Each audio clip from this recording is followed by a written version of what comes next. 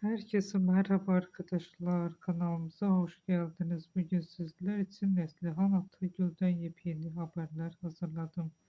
Neslihan Atagül son dönemde hem yeni projeleri hem de artan uluslararası popülariteyle yeniden gündemin öne çıkan isimlerinden biri oldu.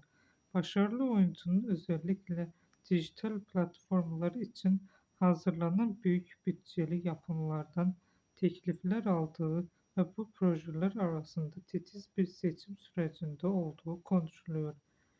Kariyerinde her zaman farklı ve derinlikli karakterlere yönelen Atagül'ün bu kez daha global bir projede yer alabileceği iddiaları dikkat çekiyor.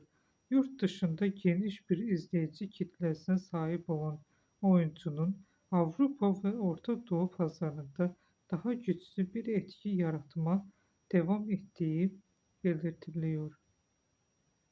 Öte yandan sosyal medyada aktifliğini sürdüren Neslihan Atagül, doğal paylaşımlarıyla hayranlarının ilgisini çekmeye devam ediyor. Özellikle günlük yaşamına dair sade ve samimi içerikleri takipçileri tarafından yoğun beğeni alıyor. Özel hayatında ise eşi Kadir Doğulu uyumu, birlikteliği sık sık gündeme gelen Atagül'ün dengeli yaşam tarzı da dikkat çeken unsurlar arasında yer alıyor.